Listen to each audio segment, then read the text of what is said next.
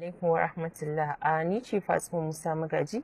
Alhamdulillahi ina wa Allah godiya kuma ina wa dukkanin wanda suke sharing post ina. Ba abin da zan ce da ku sai dai in ce Allah ya saka da alkhairi. Ina so in tunatar da mu ne a yau wato a hali da muke ciki musamman na rayuwar wato zamantakewar aure. Idan muka duba za mu ga musamman wannan bangare na ƙasar nan sai mu ga muna da matsala ta yawan mace-macen aure. To ni a nawa tunani ba wani abu ke kawo haka ba illa rashin haƙuri, rashin fahimta da kuma rashin biyayya da duk da wasu matsaloli da suka ja wannan matsalan. Amma idan aka samu aka gyara wannan abu uku, in Allah da a nawa gani za a ɗan samu sauƙi.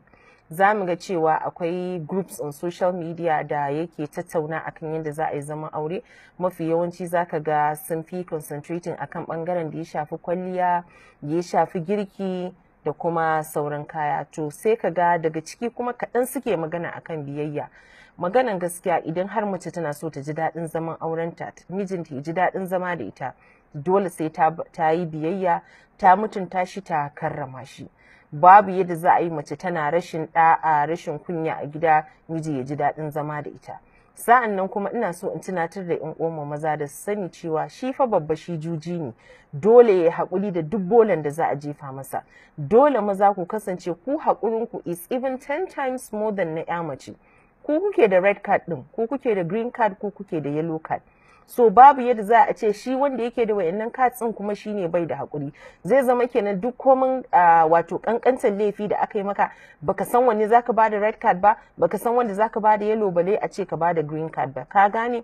So da Allah ina kira ga ƴan uwa maza dan Allah ko kuke rike da wayannan cards ɗin guda uku, dole sai kun yi haƙuri, kun tantance laifukan da aka yi muku da za ku ba da saki. Wallahi tallahi halin da zaurawan mu suke ciki sai dai mu ce inna lillahi wa inna ilaihi raji'un. Ya Allah ina roƙonka Allah ya fahimtar da mutanenmu da mu gane cewa saki ba shine solution to duk wani matsala na aure ba. Allah yes Allah ya kaddara saki amma Allah ya san dalilin da yasa ya halatta shi. Ina roƙon mu ma'aurata don Allah don Annabi mu yi haƙuri da juna. Don Allah mu yi haƙuri da juna. Idan muka yi sallah, masu zuwa coci idan ku je coci idan kuna addu'a, mu roƙi Allah ya bamu mafita ga matsalolin aurenmu. Amma saki ba shine matsala ba. Idan aka yi wannan saki daban wanda suke shan wahala. Idan mace ce kila ta samu wani gidan ta yi aure, in ma miji ne ya samu wata matar ya aure, ƴaƴan fa. Tsakani da Allah ƴaƴan fa. Yaya suke? Wani hali suke ciki? Tarbiyyansu, zamantakewansu, duk wannan ba a considering ɗin shi, kawai an ɓata ma juna rai shikenan sai a yi zuciya, sai a tafi ko kuma a yi saki. Don Allah ina roƙon mu maza ku yi haƙuri, ku ne da wannan takardu na saki dole sai ku yi haƙuri.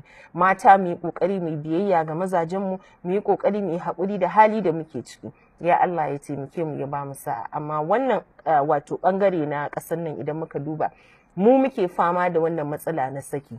Dole ne sai mun haɗu mun gyara wannan matsala. Ina kira ga iyaye, ina kira ga ƴan uwa, ba zigi za mu yi ba taya ta zagin mijin za mu yi ba, a'a dole ne a saurare ta, amma a nemi yadda za a samu mafita wajen matsaloli da ake samu na auratayya. Ina kira ga abokanai, ina kira ga dangin miji, dangin mata, don Allah don Annabi babu ruwanku da matsalar da mata da miji suke ciki, babu ruwanku. Naku ba zigi bane, sai dai ku ba su haƙuri kuma ku taya su addu'a. Don Allah kowa ya rike matsayinsa, kowa ya rike girmansa. Don Allah don Annabi mu nema mu gyara matsalolin nan na mace-macen aure da muke fama da shi a wannan ƙasa. Allah ya taimake mu, Allah ya ba mu sa'a. Assalamu alaikum.